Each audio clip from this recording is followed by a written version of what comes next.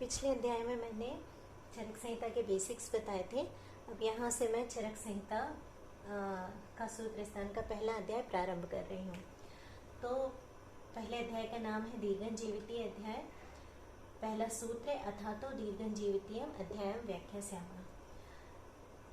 इस सूत्र को आचार्य चक्रपाणि ने जिस प्रकार से व्याख्या की है वो जानना हमारे लिए ज़रूरी है थोड़ा, तो मैं यहाँ पूरा बता दे रही हूँ। कुछ इम्पॉर्टेंट चीज़ें हैं इसमें।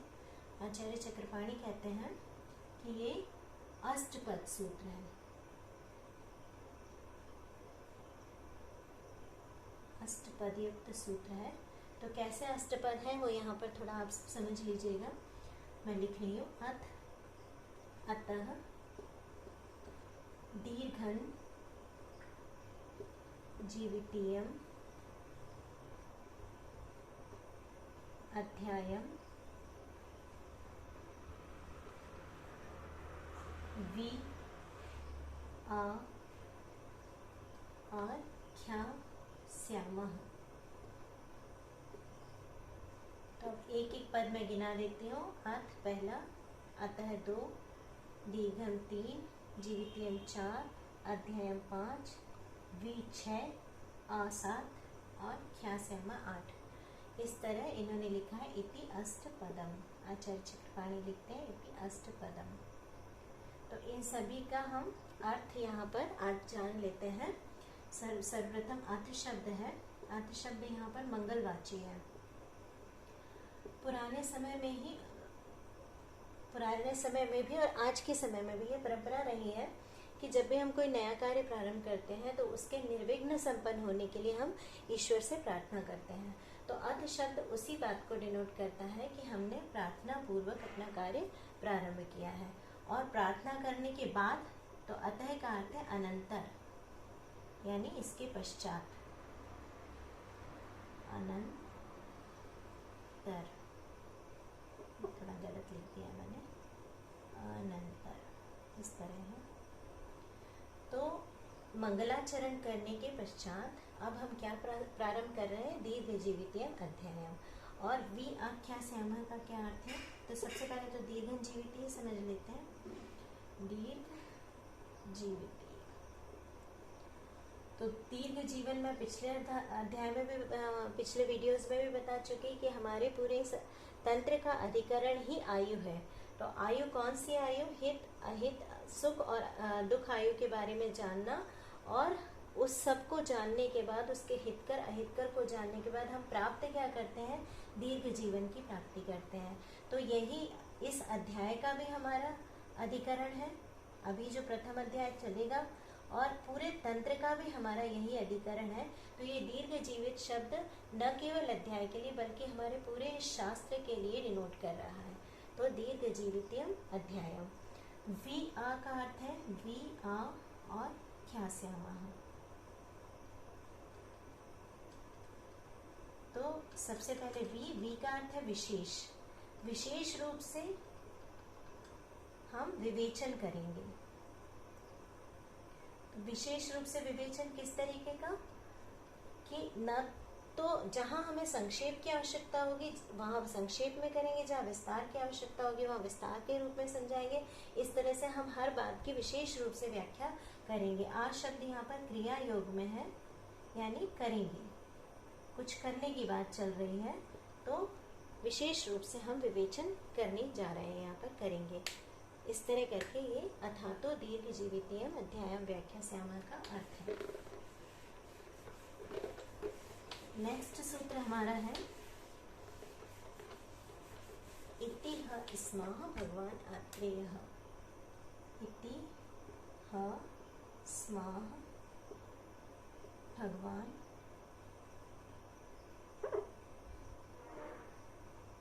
आत्रेयः। तो संहिताकार हमें एकदम स्पष्ट रूप से बता दे रहे हैं यहाँ पर कि ये किसके द्वारा कहा गया है। ऐसा ही कहा गया है भगवान आत्रेय के द्वारा। हम जो भी कुछ वर्णन यहाँ और आगे करेंगे पूरी संहिता में, वो सब कुछ हमें भगवान आत्रेय के द्वारा कहा गया है। ऐसा का ऐसे ही कहा गया है, ना हमने इसमें कुछ अधिक जोड़ा है और न ही कुछ भी हमने शेष बचा के रखा है। जैसा उन्होंने वर्णन किया है उसी तरह हमने पूरा वर्णन किया है। अब आत्रेय को यहाँ पर भगवान शब्द से डिनोट किया गया है। तो आचार्य चक्रपाणी ने भगवान शब्द का अर्थ अपनी टीका में क्लियर करते हुए बताया है कि एक श्लोक दिया है, बहुत अच्छा श्लोक है, इसलिए मैं यहाँ पर कोट कर रही हूँ। ऐश्वर्यस्य समग्रस्य वीर्यस्य यशः श्रियः ज्ञान वैराग्योश्च चैव षण्णाम भग इतिंगना। अब आपको हमेशा के लिए याद हो जाएगा कि भगवान किसे कहा गया, भगवान क्यों कहा गया। तो भगवान शब्द जिसमें 6 गुण होते हैं उसे भग, भग का अर्थ होता है पूज्य, पूज्य के अंग ये 6 गुण है ना। इतिंगना, पूज्य के अंग कौन कौन से, पूज्य यानी भग के अंग कौन कौन से हैं? पहला ऐश्वर्य, दूसरा वीर्य, तीसरा यश, चौथा श्रेय, ज्ञान और छठवां वैराग्य। ये गुण जिसमें समग्र रूप में विद्वान है, समस्त रूप से विद्यमान है, वो कहलाते हैं भगवान। तो ये सारे गुण पूर्ण रूप से आत्रेय ऋषि में मौजूद थे, इसलिए उन्हें भी भगवान शब्द से डिनोट किया गया है। समस्त प्रकार के ऐश्वर्य, समस्त प्रकार का वीर्य, यश, श्रेय, ज्ञान और वैराग्य, ये 6 गुण जिनमें होते हैं उनको ये पूज्य यानी भग के लक्षण हैं, उनके अंग हैं, इसलिए भगवान शब्द से नवाजे जाते हैं और महर्षि आत्रेय को इसीलिए भगवान कहा गया था।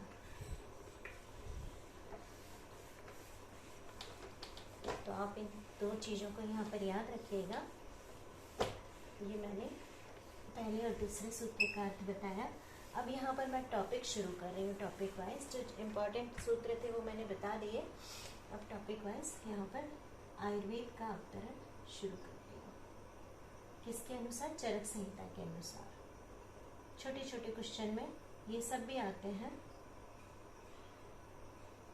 अच्छा, ये टॉपिक बताने से पहले मैं कुछ क्वेरीज बता देती हूँ। कुछ बच्चों को परेशानी है कि हमें श्लोक्स कैसे याद रहेंगे। तो श्लोक याद रखने के लिए कुछ बातें हैं। पहली बात तो श्लोक का अर्थ अच्छी, पहले कहाँ उसकी संधियाँ हैं उनको अलग करना आना चाहिए। जैसे यहाँ दीर्घं जीविती है तो हमें पता होना चाहिए कि ये दीर्घ जीविती है ना, दीर्घम जीविती यम। इस तरह हम इनको अलग अलग करके लिख सकें।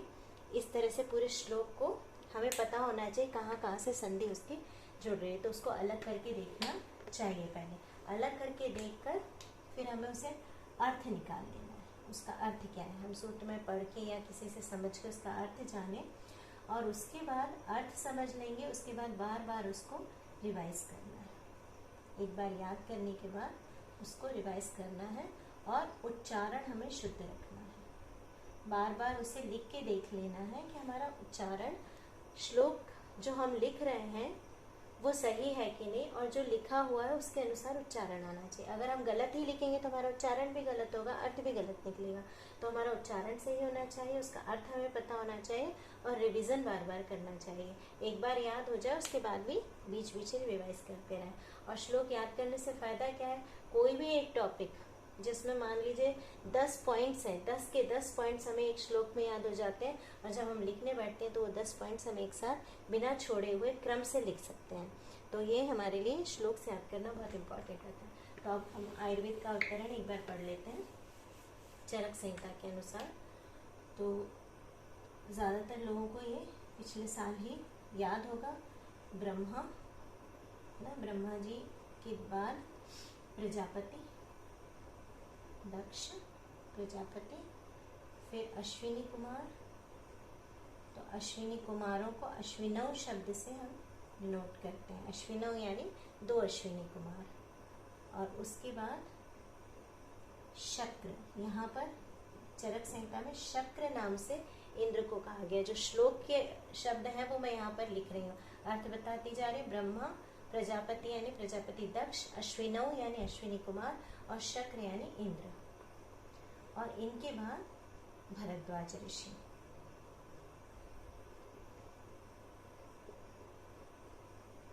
तो भरद्वाज ऋषि इंद्र के पास अन्य ऋषियों के नियुक्त किए जाने पर गए थे। तो वो अन्य ऋषि कौन थे? आत्रेय आदि, यानी कई सारे ऋषि थे, आत्रेय आदि ऋषि। और आत्रेय आदि ऋषियों ने में से आत्रेय ने अपने 6 शिष्यों को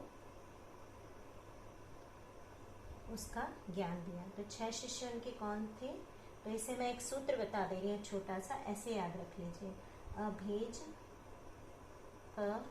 हा, श। ठीक है, ऐसे आपको याद रह जाएंगे नाम। अ से कौन है? अग्निवेश, भेल, जतुकर्ण,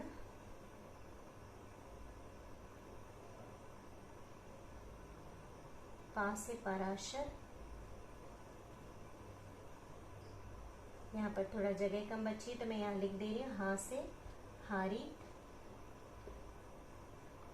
और क्षा से क्षारपाणी। इन शिष्यों को अपने उन्होंने ज्ञान दिया। तो ब्रह्मा से प्रजापति, प्रजापति जी से अश्विनी कुमार, अश्विनी कुमार से शक्र यानी इंद्र, इंद्र से भरद्वाज ऋषि, भरद्वाज ऋषि से आत्रेय आदि अन्य ऋषियों ने, और आत्रेय ने अपने 6 शिष्यों को दिया, जिसमें थे अग्निवेश, भेल, जतुकर्ण, पराशर, हारी और क्षारपाणी। इस तरह से 6 शिष्यों को दिया। और उनमें से प्रधान अग्निवेश थे। तो अग्निवेश आदि शिष्यों ने अपनी अपनी संहिताएं बनाई। तो उनमें से अग्निवेश ने जो बनाई संहिता, उसको क्या कहा गया? अग्निवेश तंत्र। अपने अपने तंत्रों की रचना की। और इसी तरह सभी ने की। तो भेल ने भेल तंत्र बनाया, है ना। इसी तरह सभी का देखते जाइए। जतुकर्ण ने बनाया, पराशर ने बनाया, हारित ने बनाया, हारित ने भी अपना तंत्र बनाया था, क्षारपाणी ने बनाया था। लेकिन उन सब में सबसे श्रेष्ठ बुद्धिमान अग्निवेश थे। तो उनका तंत्र जो था अग्निवेश तंत्र सबसे ज्यादा प्रचलित हुआ। और हम यही अग्निवेश तंत्र आगे चलकर चरक संहिता के नाम से प्रख्यात हुआ। और ये मैं पिछले लेक्चर में बता चुकी हूँ कि चरक संहिता का फिर अग्निवेश तंत्र के बाद प्रतीक संस्कार किन किन चरणों में हुआ। तो वो आप उस वीडियो को देख सकते हैं। तो ये आयुर्वेद का अवतरण चरक संहिता के अनुसार बताया मैंने। अब यहाँ एक और बहुत इम्पोर्टेंट चीज है, आचार्य भरद्वाज और इंद्र के पर्याय क्या कर रहे हैं। तो कभी कभी पीजी में ऐसे क्वेश्चन पूछ लिए जाते हैं, तो यहाँ पर थोड़ा सा ध्यान दे दीजिएगा। आचार्य भरद्वाज को यहाँ पर श्लोक्स में उग्र तपा नाम से कहा गया है। उग्र तपा यानी वो अपने तप के बल पर इंद्र के स्वर्ग में जाने के लिए, इंद्र के लोक में जाने के लिए सक्षम थे। उनके अलावा कोई सक्षम नहीं था। इसलिए भरद्वाज ऋषि ने स्वयं कहा कि मुझे नियुक्त कीजिए, मैं वहाँ जाकर आयुर्वेद का ज्ञान ग्रहण करके लाऊंगा। तो उनको उग्र तपा नाम से कहा गया है। और ऐसे ही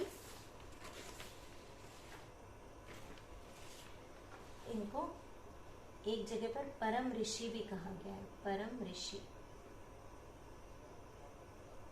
हम परम ऋषि को ऐसे लिख लें, दिखाई देगा। परम ऋषि के नाम से भी कहा गया है। और इंद्र के इन्हीं शुरू के श्लोकों में बहुत सारे पर्याय कहे गए हैं, जिन्हें कई बार पीजी में पूछ लिया जाता है। तो मैं सारे पर्याय एक ही जगह कोट करके लिखवा दे रही हूँ आपको। तो आप लिख लीजिए। अमर, अमरेश्वर, शक्र, अमर प्रभु,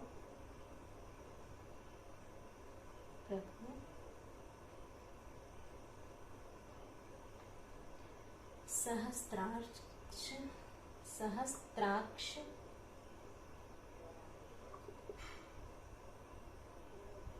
शचीपति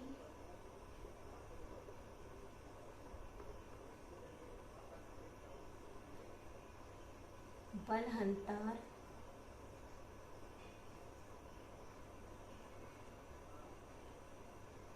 सुरेश्वर और शतक्रतु, ये इनके पर्याय यहाँ पर कहे गए। विशेषतः शक्र ना, बलहंतार, शतक्रतु, इन नामों को सहस्त्राक्ष को पीजी में पूछा जा सकता है। तो शची के पति होने के कारण शचीपति कहलाते हैं। सहस्त्र आंखें उनके शरीर पर थी तो सहस्त्राक्ष कहलाते हैं। बल की को मारा था इसलिए कहलाते हैं। इस तरह से 100 यज्ञ करने वाले हैं तो शतक्रतु। इस तरह इनके अपने अपने अर्थ हैं, उनमें इतना जाने की जरूरत नहीं, हमें ये पर्याय याद होने चाहिए। तो ये इम्पोर्टेंट चीज़ है, उनको याद कर लीजिएगा। अब यहाँ एक और पॉइंट मैं आपको बता देती हूँ कि अभी जो हमने अवतरण पढ़ा उसमें इंद्र तक का तो अवतरण देव परंपरा में है,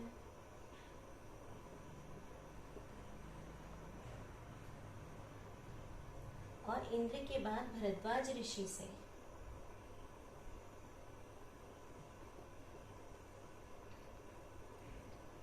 ये हमारी लौकिक परंपरा है।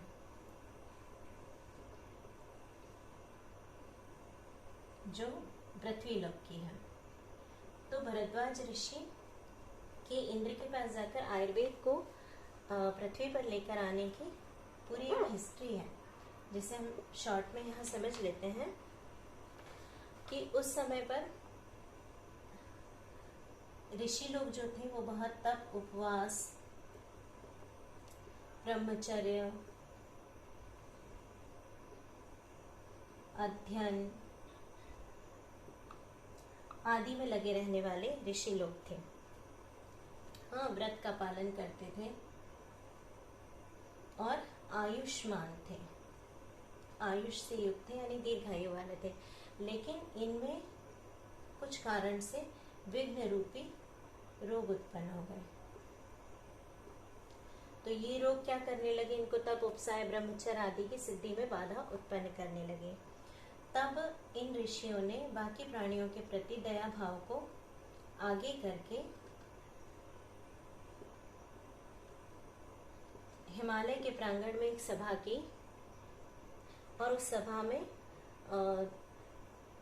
उन्होंने इस चीज को ध्यान चक्षु लगाकर देखा कि भाई हमें इसका सॉल्यूशन कहाँ से, ध्यानस्थ होकर देखा कि हमें इसका सॉल्यूशन कहाँ से मिलेगा।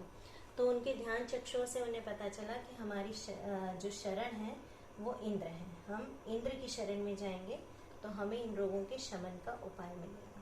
ये कहानी उसके पीछे है।